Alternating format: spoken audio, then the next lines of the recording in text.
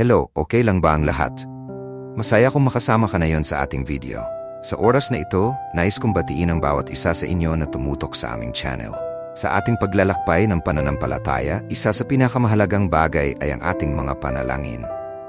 Ngayon, pag-uusapan natin ang isang napakahalagang paksa, makapangyarihang panalangin laban sa inggit. Bilang mga mananampalataya, alam natin na ang inggit ay isa sa mga malupit na kaaway ng ating kaluluwa. Ito ay nagdadala ng pagkakabahabahagi, hindi lamang sa ating mga puso, kundi pati na rin sa ating mga relasyon. Minsan, ang inggit ay nagiging sanhi ng hidwaan sa ating pamilya, mga kaibigan, at maging sa ating komunidad. Kaya naman, sa ating pag-aral ngayon, tatalakayin natin kung paano natin may papanalangin ang mga ito at paano tayo makakapagpatatag sa ating pananampalataya laban sa mga negatibong damdaming ito. Sa mga nakaraang linggo, marami na tayong mga testimonya mula sa ating mga kapatiran na nagbahagi kung paano sila nakaranas ng inggit at kung paano ito nakaapekto sa kanilang buhay. Ang mga kwentong ito ay nagbigay liwanag sa atin kung gaano kahalaga ang pagkakaroon ng matibay na pananampalataya at ang kapangyarihan ng panalangin. Kung ikaw ay may karanasan na nais mong ibahagi, hinihikayat kita na mag-iwan ng komento sa ibaba. Ang iyong kwento ay maaring maging inspirasyon sa iba. Ngayon, bago tayo magsimula sa ating mga panalangin, nais kong ipaalala sa inyo ang ilang mga bagay. Una, ang inggit ay hindi lamang isang simpleng emosyon. Ito ay isang espiritual na labanan. Sa Efesos 6:12, sinasabi sa atin na ang ating laban ay hindi laban sa laman at dugo, kundi laban sa mga pinuno, laban sa mga otoridad, laban sa mga makapangyarihang puwersa ng kadiliman sa mundong ito. Kaya naman, mahalaga na tayo ay maging handa sa pamamagitan ng panalangin at pagkakaroon ng wastong pag-iisip. Pangalawa, ang panalangin ay isang makapangyarihang kasangkapan. Sa Mateo 20:22, itinuturo sa atin na at lahat ng inyong hingin sa panalangin na may pananampalataya ay inyong matatanggap. Kaya sa ating pagninilay-nilay ngayon, tayo ay magtitipon upang manalangin at humingi ng tulong mula sa ating Panginoon upang mapaglabanan ang inggit na maaring pumasok sa ating mga puso. Bago tayo pumasok sa ating mga panalangin, nais ko ring hikayatin kayong mag-subscribe sa ating channel. Sa pamamagitan ng inyong pagsuporta, mas marami tayong maabot na mga tao na nangangailangan ng salita ng Diyos. Ang bawat subscribe at like na inyong ibinibigay ay isang hakbang patungo sa pagpapalaganap ng ating mensahe ng pag-ibig at pagkakaisa. At syempre, kung mayroon kayong mga katanungan o mga paksang nais ninyong talakayin sa ating mga susunod na videos, huwag mag-atubiling ipaalam sa amin. Ang inyong mga komento ay mahalaga sa amin at nagbibigay daan upang mas mabuti pa ang ating mga programa. Ngayon, maghanda na tayo sa ating pananalangin. Tayo ay magtipon sa ating mga puso at isipan at yakapin ang kapayapaan ng Diyos habang tayo ay humihingi ng Kanyang gabay laban sa inggit. Sa mga susunod na sandali, sama-sama tayong manalangin, umaasang ang ating mga tinig ay makarating sa Kanya at ang Kanyang liwanag ay magbigay ng lakas sa ating mga puso. Maraming salamat sa inyong lahat sa pagdalo sa ating pag-aaral ngayon. Tayo ay magpatuloy sa paglalakbay na ito, kasama ang pag-asa at pananampalataya sa ating Panginoon. Ang inggit ay isang malupit damdamin na maaring magdulot ng kaguluhan, hindi lamang sa ating mga puso, kundi pati na rin sa ating mga ugnayan at komunidad. Sa Santiago 3:6, sinasabi na, sapagkat kung saan may inggit at pagtatalo, naroon ang kaguluhan at bawat uri ng masasamang bagay. Ang talatang ito ay nagpapakita ng lalim ng epekto ng inggit sa ating buhay. Ang inggit ay hindi isang simpleng emosyon. Ito ay nagdala ng mga masamang implikasyon na maaring makasira sa ating pagkatao at sa ating mga relasyon. Kapag ang inggit ay pumasok sa ating puso, nagiging madali para sa atin na magtanim ng mga negatibong saloobin at makagawa ng mga desisyong hindi naayon sa kalooban ng Diyos. Ang panalangin laban sa inggit ay mahalaga upang mapanatili ang kapayapaan at kaayusan hindi lamang sa ating sarili, kundi pati na rin sa ating paligid. Isang mahalagang hakbang sa ating espiritual na paglalakbay ay ang pag-alis sa mga pag-uugaling nagdudulot ng inggit. Sa 1 Pedro 2:1, inuutusan tayo na iwanan ang lahat ng uri ng masamang pag-uugali, kabilang na ang inggit. Ang ating mga panalangin ay dapat na nakatuon sa paghingi ng tulong mula sa Diyos upang alisin ang mga negatibong damdamin ito sa ating puso. Ang panalangin ay hindi lamang isang paraan ng pakikipag-usap sa Diyos, kundi isang daan upang tayo ay magpumbaba at humingi ng kapatawaran sa mga pagkakataong tayo ay naging inggitin. Sa pamamagitan ng panalangin, tayo ay hinihimok na ilagay ang ating pagtitiwala sa Kanya at humingi ng Kanyang tulong upang mapalitan ang inggit ng pagmamahal at pagkakaisa. Ang inggit ay nagdudulot din ng pag-aalinlangan sa ating mga relasyon. Sa Galatia 5:26, binabalaan tayo na huwag magpalakas ng inggit sa isa't isa. Ang mga saloobin ng inggit ay nagiging hadlang sa ating kakayahan na makipag-ugnayan ng taos-puso sa ating kapwa. Ang malakas na panalangin ay nagiging susi upang tayo ay maging mapagpakumbaba at mapanatili ang magandang samahan sa ating kapwa. Dito, makikita natin na ang pagkilos ng Espiritu Santo ay nagbibigay ng lakas sa atin upang labanan ang inggit at lumikha ng mas positibong kapaligiran sa ating buhay. Sa bawat panalangin, tayo ay hinihimok na buksan ang ating puso sa mga mabubuting bagay at iwasan ang mga negatibong pag-iisip na nagmumula sa inggit. Ang ating mga panalangin laban sa inggit ay hindi lamang para sa ating sarili, kundi pati na rin para sa ating mga kapatid sa pananampalataya. Sa pagtutulungan natin sa isa't isa, nagiging mas madaling labanan ang inggit. Kapag tayo ay nagdarasal para sa isa't isa, nagiging daan ito upang palakasin ang ating pagkakaibigan at pagmamahalan. Ang bawat panalangin ay nagdadala ng liwanag sa mga madidilim na bahagi ng ating puso at sa ganitong paraan, unti-unting nawawala ang inggit na nagiging hadlang sa ating spiritual na paglago. Mahalaga ring isaisip na ang inggit ay hindi lamang isang individual na issue. Ito ay isang problema na maaring makaapekto sa buong komunidad. Kapag tayo ay nagpapanalangin laban sa inggit, tayo ay hindi lamang lumalaban para sa ating sarili, kundi para sa kapayapaan at pagkakaisa ng buong komunidad. Ang ating mga panalangin ay nagiging tulay upang makabuo ng mas malalim na ugnayan sa ating mga kapwa at nagiging dahilan upang tayo ay magsanib puwersa laban sa anumang uri ng pagkakawatak-watak na dulot ng inggit. Sa kabuuan, ang panalangin laban sa inggit ay mahalaga para sa ating espiritual na buhay at sa ating mga relasyon. Sa pamamagitan ng pag-unawa sa mga talatang ito, tayo ay hinihimok na gawing bahagi ng ating buhay ang malakas na panalangin. Ang ating pakipag-ugnayan sa Diyos sa pamamagitan ng panalangin ay nagbibigay sa atin ng lakas na labanan ang mga negatibong damdamin at palitan ito ng pag-ibig at pagkakaisa. Tayo ay inaanyayahan na maging liwanag sa ating mga komunidad, nagdadala ng kapayapaan at pagkasunduan sa halip na inggit at pag-aaway. Sa bawat pagkakataon na tayo ay nagdarasal, naway maging daan ito para sa tunay na pagbabago sa ating mga puso at sa ating lipunan. Ang inggit ay isang damdaming likas sa tao, ngunit ito rin ang isa sa mga salot na nagdadala ng kaguluhan at pagkasira sa ating mga relasyon.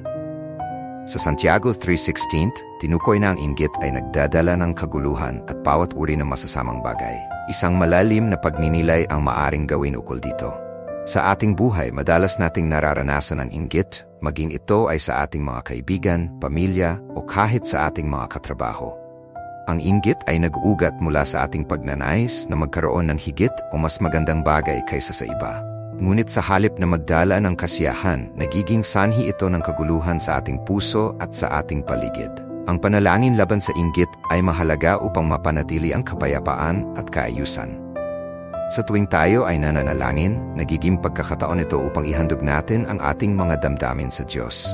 Ang ating mga saloobin at pagnanasa, kasama na ang mga inggit, ay dapat nating ilapit sa Kanya. Sa pamamagitan ng panalangin, humihingi tayo ng tulong sa Diyos na alisin ang mga negatibong damdamin ito sa ating puso. Hindi ito madaling proseso, ngunit ito ay mahalaga. Sa 1 Pedro 2:1, inutusan tayong iwanan ng lahat ng uri ng masamang pag-uugali, kabilang ang inggit. Dito, nakikita natin ang pangangailangan na may aktibong hakbang tayong gawin upang mapanatili ang ating kalinisan sa puso at isipan. Ang pagkakaroon ng malakas na panalangin laban sa inggit ay nagiging daan upang tayo ay mapalitan ng pagmamahal at pagkakaisa. Kapag tayo ay nananalangin, nagiging mas malinaw ang ating mga layunin at nagiging mas bukas ang ating puso sa mga positibong bagay. Ang inggit ay nagiging hadlang sa ating kakayahang makita ang kabutihan ng iba. Kung tayo ay puno ng inggit, hindi natin maaring makita ang mga biyayang natamo ng ating kapwa. Sa halip, nagiging bulag tayo sa kanilang mga tagumpay at nagiging dahilan ito ng ating pagkagalit at pagkapuot. Subalit sa panalangin, tinutulungan tayo ng Diyos na baguhin ang ating pananaw at ituwid ang ating puso. Sa Galatia 5:26, tayo ay binigyan ng babala na huwag tayo magpalakas ng inggit sa isa't isa. Dito, makikita natin na ang inggit ay isang kolektibong karanasan na nag-uugat sa ating mga puso at isipan. Ang malakas na panalangin ay dapat maging bahagi ng ating mga araw-araw na buhay. Hindi lamang ito para sa ating mga sariling pangangailangan, kundi para sa ating mga kapwa. Sa ating panalangin, naisin natin ang bawat isa ay maging matagumpay at masaya. Ang pagkilos ng Espiritu Santo ay makatutulong sa atin na labanan ang inggit at lumikha ng mas positibong kapaligiran sa ating buhay. Minsan, ang ating inggit ay nagmumula sa ating mga insecurities at takot. Sa halip na pagtuunan ng pansin ng mga ito, dapat tayong lumapit sa Diyos na may pusong mapagpakumbaba. Sa ating panalangin, dapat nating ipahayag ang ating mga takot at insecurities at humiling ng tulong upang magtagumpay sa mga ito. Ang pagkakaroon ng pananampalataya sa Diyos ay magbibigay sa atin ng lakas upang talikuran ang inggit at yakapin ang pagmamahal at pagkakaisa. Sa bawat pagkakataong tayo ay nakakaranas ng inggit, mahalaga ang pag-alala na ito ay hindi lamang isang personal na laban.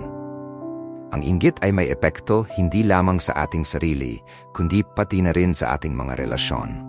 Kaya naman, ang ating panalangin laban sa inggit ay dapat na may kasamang pagnanais na maging mas mabuting tao, hindi lamang para sa ating sarili, kundi para sa ating komunidad. Ang ating mga panalangin ay dapat na maging kasangkapan upang tayo ay makabuo ng mas magandang samahan sa ating kapwa, kung saan ang pagmamahalan at pag-unawa ang nangingibabaw. Sa huli, ang panalangin ay isang napakalakas na sandata laban sa inggit. Habang tayo ay nananalangin, pinapalakas natin ang ating ugnayan sa Diyos at pinapanday ang daan para sa mas maliwanag na kinabukasan. Tayo ay hinihimok na maging mapagpakumbaba, mapanatili ang kapayapaan at yakapin ang pagmamahal. Sa bawat salita ng ating panalangin, naway magsimula tayong lumayo sa inggit at yakapin ang tunay na diwa ng pagkakaisa at pagmamahalan sa ating kapwa. Ang inggit ay isang damdamin na maaring magdulot ng malubhang epekto sa ating buhay at sa ating ugnayan sa ibang tao. Sa Galatia 5:26, tayo ay binabalaan na huwag magpalakas na inggit sa isa't isa. Makikita natin na ang inggit ay hindi lamang isang personal na karanasan. Ito ay isang salamin ng ating mga puso na nagiging sanhi ng hidwaan, pagkakahiwalay at kaguluhan. Kapag tayo ay naaakit sa inggit, nagiging madali para sa atin na mawalan ng pananampalataya at makalimutan ang mga magagandang bagay na ibinibigay sa atin ng Diyos. Mahalaga na sa ating mga panalangin, lalong-lalo na ang mga malakas na panalangin, ay humingi tayo ng tulong sa Diyos upang labanan ang inggit na nasa ating puso. Ang Santiago 3:6 ay naglalarawan kung paano ang inggit ay nagdadala ng kaguluhan at bawat uri ng masasamang bagay. Ang pagkakaroon ng inggit sa ating puso ay nagiging sanhi ng hindi pagkakaintindihan at hidwaan hindi lamang sa ating sarili, kundi pati na rin sa ating komunidad. Sa mga panalangin natin, kailangan nating tanungin ang ating mga sarili. Anong mga damdamin ang nag-udyok sa atin na maging inggitero o inggitera? Ano ang mga bagay na nagiging sanhi ng ating inggit sa kapwa? Sa pagninilay-nilay na ito, mas maunawaan natin ang ugat ng ating inggit at higit pang makabuo ng mas malalim na koneksyon sa Diyos sa pamamagitan ng ating mga panalangin. Ang isang malakas na panalangin laban sa inggit ay hindi lamang isang paghingi ng tulong upang alisin ang negatibong damdaming ito. Ito rin ay isang pagtawag sa Espiritu Santo na kumilos sa ating buhay. Sa 1 Pedro 2, tayo ay inutusan na iwanan ang lahat ng masamang pag-uugali, kabilang ang inggit. Sa ating panalangin, maaari tayong humingi sa Diyos na tulungan tayong palitan ang inggit ng pagmamahal at pagkakaisa. Ang pagmamahal ay isang napakalakas na puwersa na nagbibigay liwanag at kapayapaan sa ating mga puso. Sa halip na mainggit sa tagumpay ng iba, matutunan nating ipagpasalamat ang ating mga sariling tagumpay at ang mga biyayang natamo mula sa Diyos. Dito, ang mga malakas na panalangin ay nagiging isang daan upang tayo ay maging mas mapakumbaba at atasan ang ating mga puso na makita at pahalagahan ang kabutihan ng iba. Sa ating paglalakbay bilang mga Kristiyano, ang inggit ay isa sa mga pagsubok na kailangan nating harapin. Ang Galatia 5:26 ay nagsasaad na ang pagkilos ng Espiritu Santo ay tutulong sa atin na labanan ang inggit. Kapag tayo ay patuloy na nananalangin at humihingi ng gabay sa Diyos, ang Espiritu Santo ay magiging ating gabay sa pagsusuri ng ating mga puso at pag-uugali. Ang panalangin ay hindi lamang isang ritual. Ito ay isang pagkataon upang makipag-usap sa Diyos, ipahayag ang ating mga takot, at humingi ng tulong sa mga bagay na mahirap para sa atin. Ang pagkakaroon ng malakas na panalangin laban sa inggit ay nagbibigay sa atin ng lakas upang maging mas mabuting tao. Ang bawat panalangin na ating binibigkas ay nagiging isang hakbang patungo sa mas magandang relasyon sa Diyos at sa ating kapwa. Ang inggit ay maaring pumatay ng ating espiritual na buhay at makasira sa ating mga ugnayan. Ngunit sa pamamagitan ng panalangin, tayo ay nabibigyan ng pagkakataon na baguhin ang ating mga puso at isipan. Sa pagtatapos, ang inggit ay isang hamon na dapat natin harapin. Ang mga talatang ating tinalakay ay nagbibigay ng liwanag at gabay upang tayo ay mapagdasal na may kapangyarihan laban sa inggit. Sa mga susunod na sandali, tayo ay magkakaroon ng isang panalangin upang ipahayag ang ating mga saloobin at damdamin sa Diyos, humingi ng tulong upang mapagtagumpayan ang inggit, at upang makahanap ng kapayapaan at pagkakaisa sa ating mga puso at sa ating komunidad. O Diyos na makapangyarihan sa lahat, lumalapit kami sa iyo ngayon na may pusong puno ng pananampalataya at pagsamba. Salamat sa iyong walang hanggan na pag-ibig at sa mga biyayang patuloy mong ipinagkakaloob sa amin. Sa bawat araw na lumilipas, kami ay nahaharap sa mga pagsubok at mga hamon. Ngunit sa iyo, O Panginoon, kami ay may pag-asa at lakas. Ngayon, kami ay nagtataas ng panalangin laban sa inggit. O Diyos, nalalaman mo ang mga saloobin ng aming mga puso at ang mga laban na aming kinaharap. Sa mundo na puno ng kompetisyon at poot, kami ay humihiling ng iyong gabay upang matutunan naming pahalagahan ang aming mga kapatid sa pananampalataya at sa aming paligid. Ipinagpapakumbaba namin ang aming sarili at humihingi ng kapatawaran sa mga pagkataong kami ay nagpakita na inggit sa mga tagumpay ng iba. Tulungan mo kaming makita ang mga biyayang ipinagkaloob mo sa amin at upang hindi kami pagod sa paghahambing. Sa halip, naway matutunan naming ipagdiwang ang tagumpay ng iba bilang isang pagkakataon upang palakasin ang aming mga pananampalataya at pag-asa. O Diyos, punuin mo ang aming mga puso ng pagmamahal at pagkakaunawaan upang ang inggit ay hindi magkaroon ng puwang sa aming mga isip at damdamin. Ipinapanalangin namin ang lahat ng mga taong nakakaranas ng inggit, lalo na ang mga nahulog sa bitag ng pag-uugali na ito. Naway maabot sila ng iyong liwanag at maipakita sa kanila ang halaga ng pagtanggap at pagpapahalaga sa kanilang sariling buhay. Sa mga oras na sila ay nahulog sa tukso ng inggit, tulungan mo silang makahanap ng kapayapaan at kasiyahan sa mga bagay na mayroon sila. O Panginoon, sa mga pagkakataon na kami ay nadala ng aming mga emosyon, naway magbigay ka ng karunungan at lakas upang mapanatili ang aming katahimikan. Ipinapanalangin namin ang mga tao sa aming paligid, lalo na ang mga may mga hidwaan dahil sa inggit. Naway bigyan mo sila ng pagkataong magpatawad at muling magtayo ng mga relasyon na nasira. Tulungan mo kaming maging kasangkapan ng iyong kapayapaan sa mundo na puno ng alitan at hidwaan. O Diyos, ang inggit ay isang salot na nagdudulot ng pagkakahiwalay at pagkasira ng ugnayan. Naway bigyan mo kami ng lakas na labanan ito sa aming mga puso. Sa bawat pagkakataon na kami ay nahaharap sa mga sitwasyon na nag-udyok na inggit, tulungan mo kaming maging mapagpakumbaba at matutong magdasal para sa mga tao na aming nainggitan. Ipinapanalangin namin ang mga taong nakakaranas ng hirap dahil sa mga saloobin ng inggit. Naway maipakita mo sa kanila ang tunay na halaga ng pagkakaroon ng mga mabubuting ugnayan at ang pagkakaroon ng puso na punong-puno ng pagmamahal. Sa aming paglalakbay sa buhay, naway ipaalala mo sa amin ang kahalagahan ng pag-unawa at pagtanggap sa aming mga sarili. Sa ating mga pagkukulang at kakulangan, naway makita namin ang mga oportunidad upang lumago at maging mas mabuting tao. Ipinapanalangin namin ang bawat isa sa amin na sa kabila ng mga pagsubok, kami ay maging inspirasyon para sa iba. O Diyos, sa mga pagkataong kami ay naliligaw ng landas, naway ipakita mo sa amin ang tamang daan. Ipinapanalangin namin ang mga leader at mga guro na nag-aalaga sa aming mga puso at isipan. Naway bigyan mo sila ng karunungan upang maipakita ang iyong liwanag sa kanilang mga tinuturo. Sa mga pagkakataon na kami ay bumabagsak, naway muling bumangon sa mga aral na aming natutunan. Ipinapanalangin namin ang mga komunidad na naharap sa inggitan at hidwaan. Naway maging instrumento kami ng iyong pagmamahal at pagkakasundo.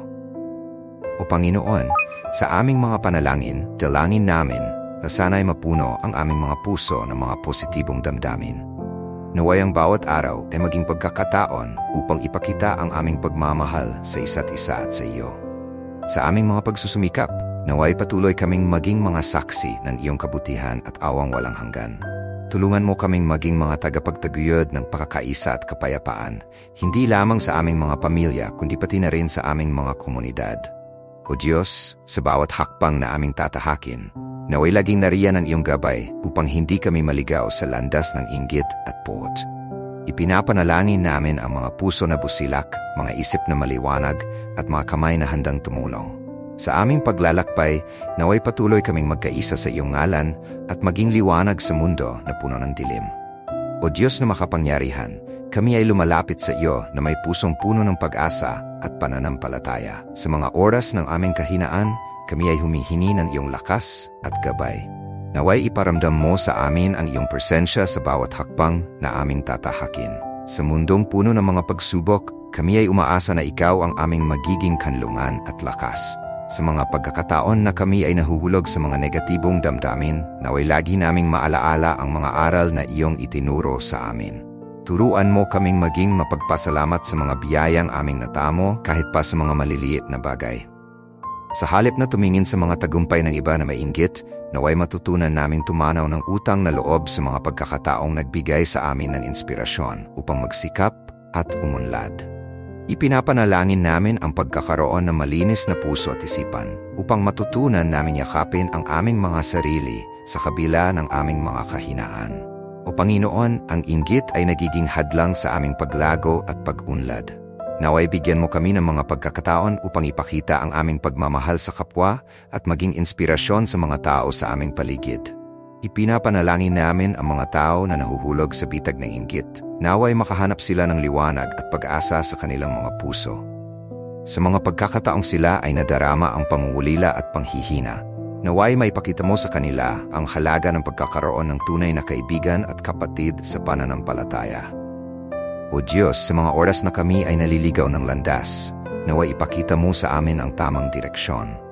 Patawad sa mga pagkakataong kami ay nagkulang at hindi nagpakita ng pagmamahal sa aming kapwa. Sa mga pagkakataon na kami ay nagiging mapaghambog at mapanlait, tulungan mo kaming kilalanin ang aming mga pagkakamali at magpakumbaba. Naway palitan ng iyong liwanag ang aming mga dilim, at ang mainggit sa aming puso ay mapalitan ng pagmamahal at pagkakaunawaan. Ipinapanalangin din namin ang mga komunidad na nahaharap sa inggitan, alitan at hidwaan. Naway maging daan kami ng kapayapaan at pagkakasundo. Sa mga tao na nagdadamhati dahil sa mga hidwaan, naway bigyan mo sila ng pagkakataon upang muling magkasama at magpatawad. Ipinapanalangin namin ang mga leader at guro na may responsibilidad na maghatid ng kapayapaan at pagkakaisa. Naway bigyan mo sila ng karunungan at lakas upang maipakita ang iyong pagmamahal sa kanilang mga nasasakupan. O Diyos, kami ay nagdarasal din para sa mga kataan na nahaharap sa mga pagsubok at hamon ng buhay. Naway makahanap sila ng inspirasyon sa mga mabubuting halimbawa at maging mga tagapagdala ng pag-asa sa kanilang mga kapwa. Sa mga kabataan na naliligaw ng landas, naway matutunan nilang pahalagahan ang kanilang mga sarili at ang mga tao sa kanilang paligid. Ipinapanalangin namin ang kanilang mga pangarap at hangarin na sana ay magtagumpay sila sa mga ito at maging mga instrumento ng pagbabago sa kanilang komunidad. Sa bawat hakbang na aming tatahakin, naway patuloy kaming maging mga saksi ng iyong kabutihan at pagpapala. Sa aming paglalakbay, tulungan mo kaming maging mapagbigay at magbigay ng pagmamahal sa mga tao sa paligid namin. Naway maging liwanag kami sa madilim na mundo, at sa bawat pagkakataon, ipakita ang pagkakaisa at pagmamahal sa isa't isa. O Diyos, ang aming mga panalangin ay naway umabot sa iyong trono ng biyaya. Salamat sa iyong walang katapusang pagmamahal at pag-unawa. Sa lahat ng aming mga pagsisikap, naway maging kapuri-puri ang aming mga gawa sa iyong harapan. Naway ipagkaloob mo sa amin ang pananampalataya upang patuloy kaming makabangon sa tuwing kami ay nadadapa. Sa ngalan ng iyong anak na si Jesus, kami ay nananalangin. Amen. Salamat sa pagtangkilik sa ating devosyonal na mensahe ngayon. Sa ating pagninilay, tinalakay natin ang malalim na tema ng inggit at kung paano natin ito maiiwasan sa ating mga panalangin. Nais kong ipaalala sa inyo na ang inggit ay isang damdamin na likas sa tao, ngunit hindi ito dapat maging hadlang sa ating relasyon sa Diyos at sa ating kapwa.